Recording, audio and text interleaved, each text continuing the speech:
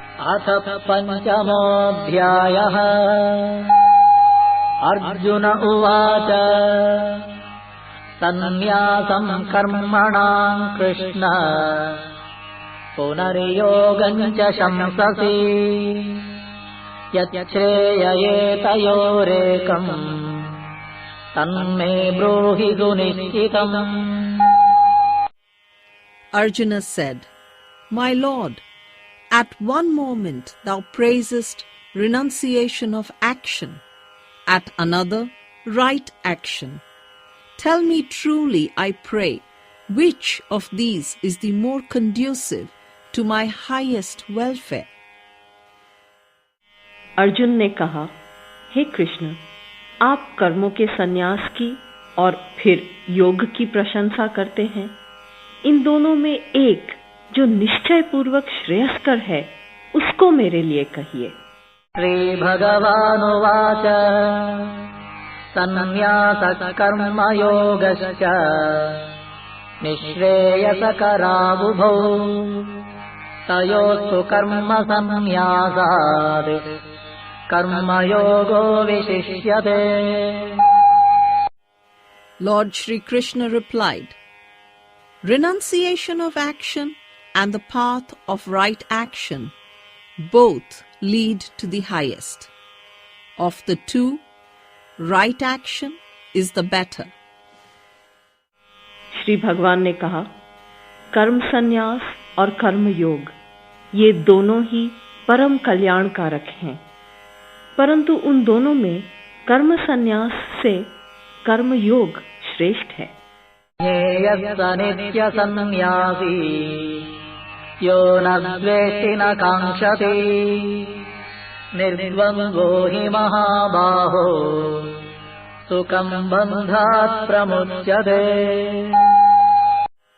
He is a true ascetic who never desires or dislikes, who is uninfluenced by the opposites and is easily freed from bondage.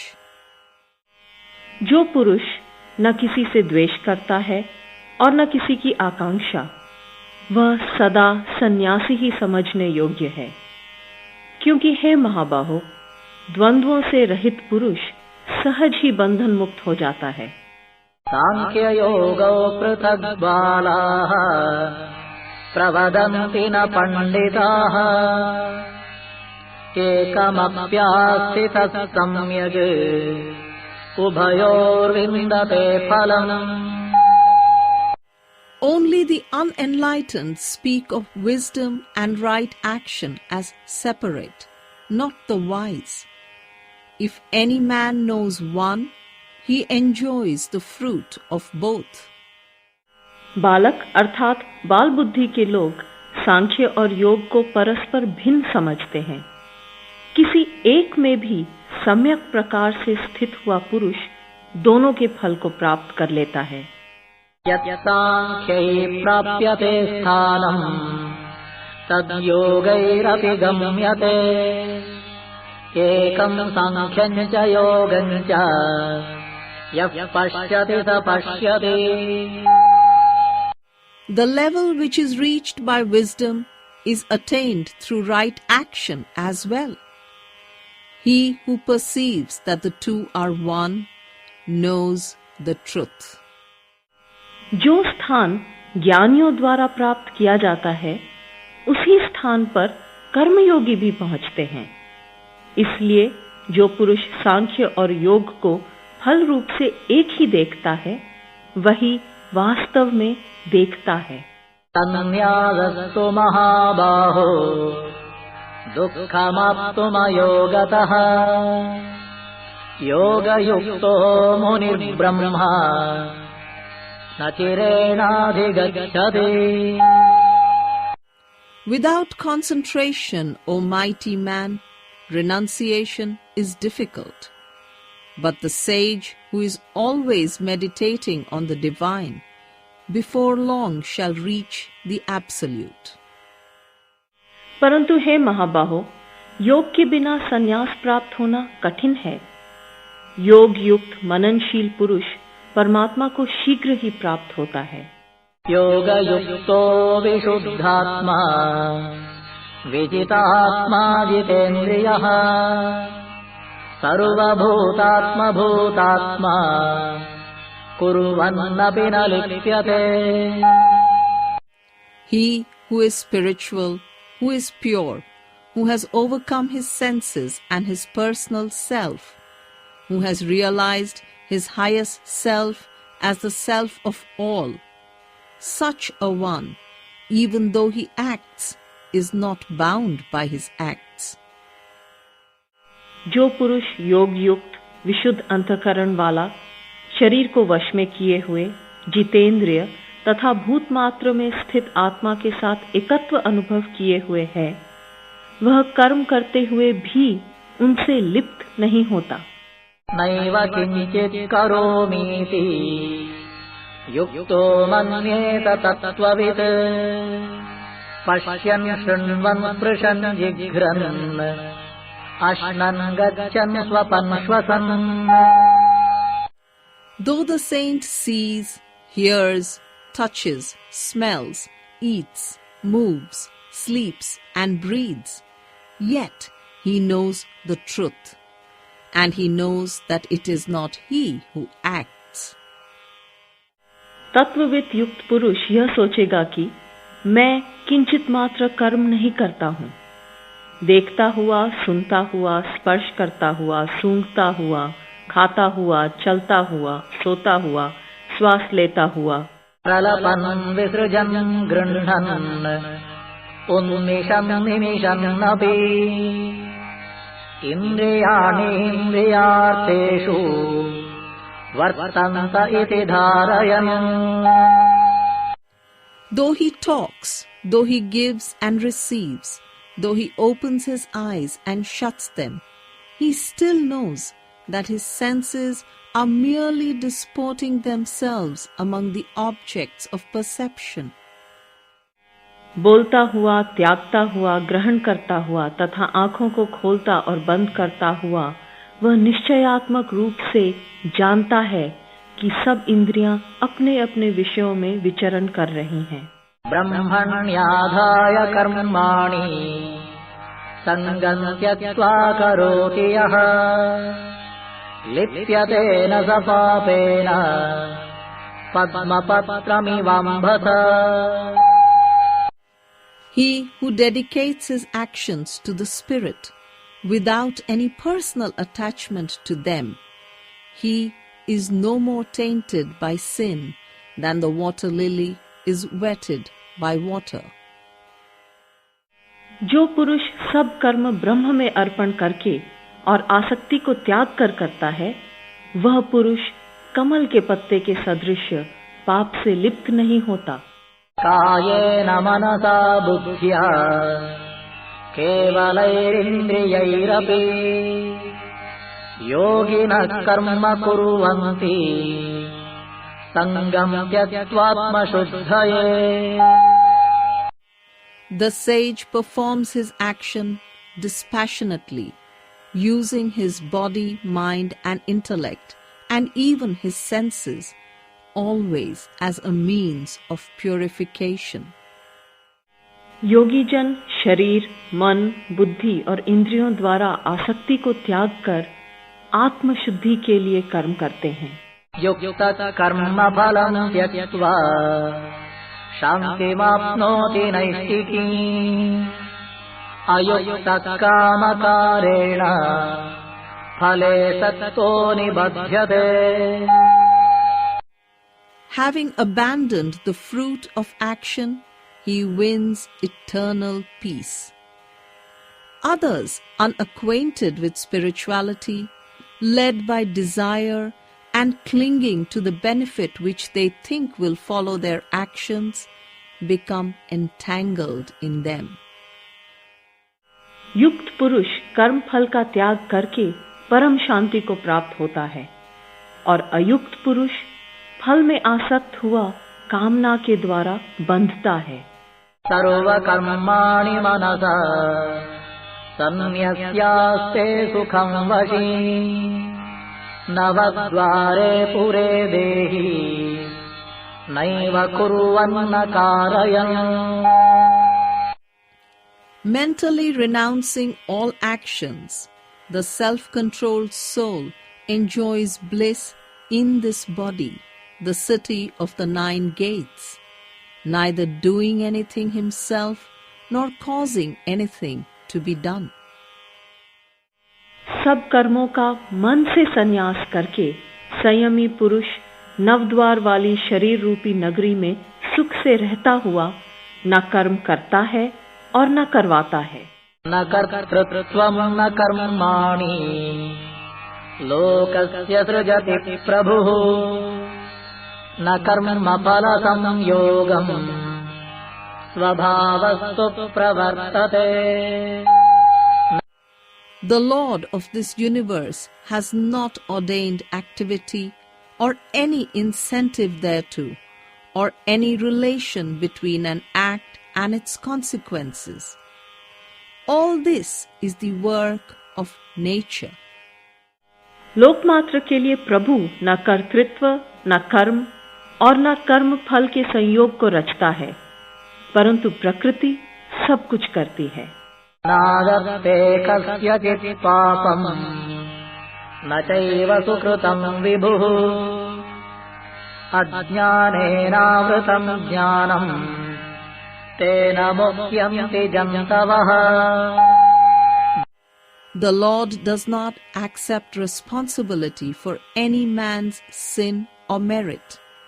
Men are deluded because in them wisdom is submerged in ignorance. विभु परमात्मा न किसी के पाप कर्म को और न पुण्य कर्म को ही ग्रहण करता है, किंतु अज्ञान से ज्ञान ढका हुआ है.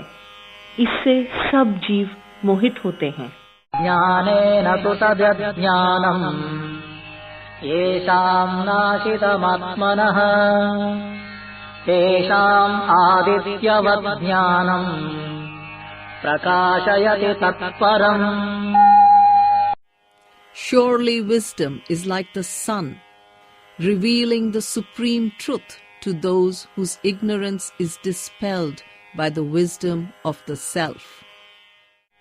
परंतु जिनका वह अज्ञान आत्मज्ञान से नष्ट हो जाता है, उनके लिए वह ज्ञान सूर्य के सदृश परमात्मा को प्रकाशित करता है.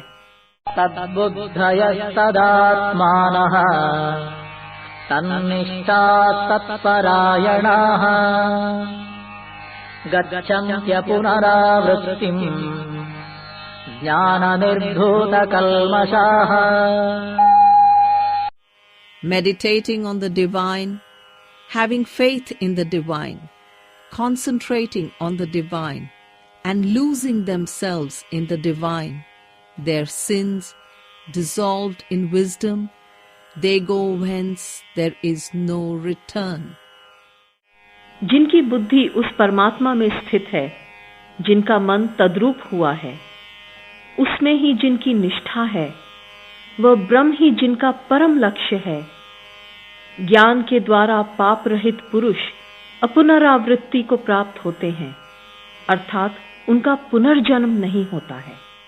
विद्या विनय संपन्ने ब्राह्मणे गविहस्तिनि शुनि चैव श्वपाके च पंडिता समदर्शिनः.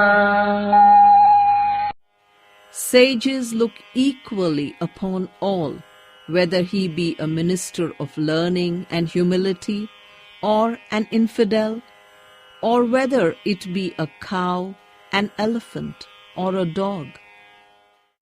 ऐसे वे ज्ञानी जन विद्या और विनय से संपन्न ब्राह्मण तथा गाय, हाथी, श्वान और चंडाल में भी सम तत्व को देखते हैं.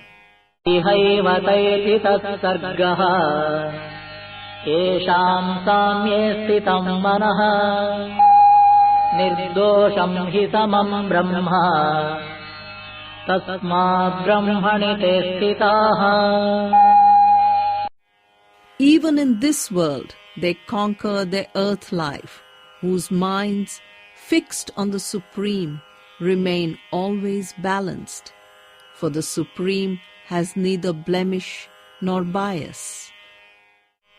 जिनका मन समत्व भाव में स्थित है, उनके द्वारा यहीं पर यह सर्ग जीत लिया जाता है, क्योंकि ब्रह्म निर्दोष और सम है, इसलिए वे ब्रह्म में ही स्थित हैं। प्रहृष्येत् प्रियं प्राप्य नोद्विजेत् प्राप्य च प्रियं स्थिरबुद्धिरसम्मूढः ब्रह्मविद् ब्रह्मणि स्थितः।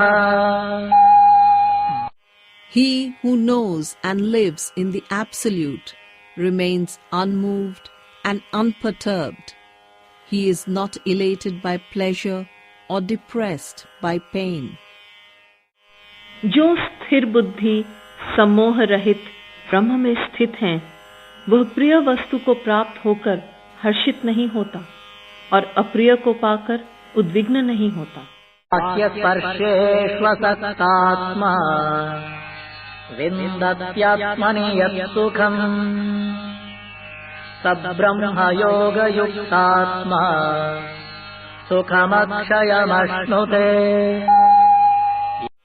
He finds happiness in his own self and enjoys eternal bliss, whose heart does not yearn for the contacts of earth and whose self is one with the everlasting. बाह्य विषयों में आसक्ति रहित अंतःकरण वाला पुरुष आत्मा में ही सुख प्राप्त करता है। ब्रह्म के ध्यान में समाहित चित्त वाला पुरुष अक्षय सुख प्राप्त करता है। संस्पर्शजा भोगाः दुःखयोनय एव ते आद्यन्तवन्तः कौन्तेय न तेषु रमते बुधः।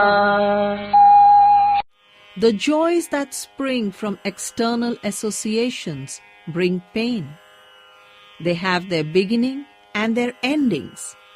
The wise man does not rejoice in them. हे कौन्तेय, इंद्रिय तथा विषयों के संयोग से उत्पन्न होने वाले जो भी भोग हैं, वे दुख के ही हेतु हैं, क्योंकि वे आदि अंत वाले हैं। बुद्धिमान पुरुष उनमें नहीं रमता। नोति हैव यत्सोढुम् प्राक्शरीरविमोक्षणात् कामक्रोधोद्भवं वेगम् स युक्तः स सुखी नरः। He who before he leaves his body learns to surmount the promptings of desire and anger is a saint and is happy. जो मनुष्य इसी लोक में शरीर त्याग करने के पूर्व ही काम और क्रोध से उत्पन्न हुए वेग को सहन करने में समर्थ है, वह योगी और सुखी मनुष्य है। योऽन्तः सुखोऽन्तरारामः तथान्तर्ज्योतिरेव यः स योगी ब्रह्मनिर्वाणम् ब्रह्मभूतोऽधिगच्छति। He who is happy within his self and has found its peace, and in whom the inner light shines, that sage attains eternal bliss and becomes the spirit itself. जो पुरुष अंतरात्मा में ही सुख वाला, आत्मा में ही आराम वाला तथा आत्मा में ही ज्ञान वाला है, वह योगी ब्रह्म रूप बनकर ब्रह्म निर्वाण अर्थात परम मोक्ष को प्राप्त होता है। लभन्ते ब्रह्म निर्वाणम् ऋषयः क्षीणकल्मषाः छिन्नद्वैधायतात्मानः सर्वभूतहिते रताः। Sages whose sins have been washed away, whose sense of separateness has vanished, who have subdued themselves and seek only the welfare of all, come to the eternal Spirit. वे ऋषिगण मोक्ष को प्राप्त होते हैं जिनके पाप नष्ट हो गए हैं, जो छिन्न संशय संयमी और भूतमात्र के हित में रमने वाले हैं। कामक्रोधवियुक्तानां यतीनां यतचेतसाम् अभितो ब्रह्म निर्वाणम् वर्तते विदितात्मना. Saints who know their selves, who control their minds and feel neither desire nor anger, find eternal bliss everywhere. काम और क्रोध से रहित संयत चित्त वाले तथा आत्मा को जानने वाले यतियों के लिए सब ओर मोक्ष विद्यमान रहता है. स्पर्शान् कृत्वा बहिर्बाह्यान् चक्षुश्चैवान्तरे भ्रुवोः प्राणापानौ समौ कृत्वा नासाभ्यन्तरचारिणौ. Excluding external objects, his gaze fixed between the eyebrows, the inward and outward breathings passing equally through his nostrils. बाह्य विषयों को बाहर रखकर, नेत्रों की दृष्टि को भ्रिकुटी के बीच में स्थित करके तथा नासिका में विचरने वाले प्राण और अपान वायु को सम करके. यतेन्द्रियमनो बुद्धिः मुनिर्मोक्षपरायणः विगतेच्छा भयक्रोधः यः सदा मुक्त एव सः.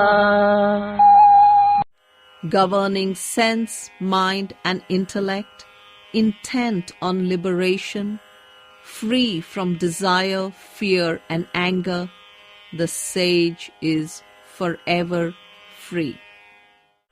जिस पुरुष की इंद्रियां, मन और बुद्धि संयत हैं, ऐसा मोक्ष परायण मुनि इच्छा, भय और क्रोध से रहित है, वह सदा मुक्त ही है. भोक्तारं यज्ञतपसा सर्वलोकमहेश्वरम् सुहृदं सर्वभूतानां ज्ञात्वा मां शान्तिमृच्छति.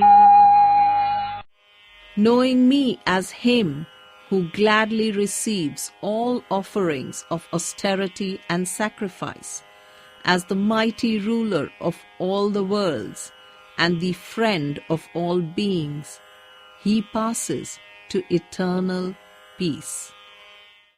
साधक भक्त मुझे यज्ञ और तपों का भोक्ता और संपूर्ण लोकों का महान ईश्वर तथा भूतमात्र का सुहृद जानकर शांति को प्राप्त होता है.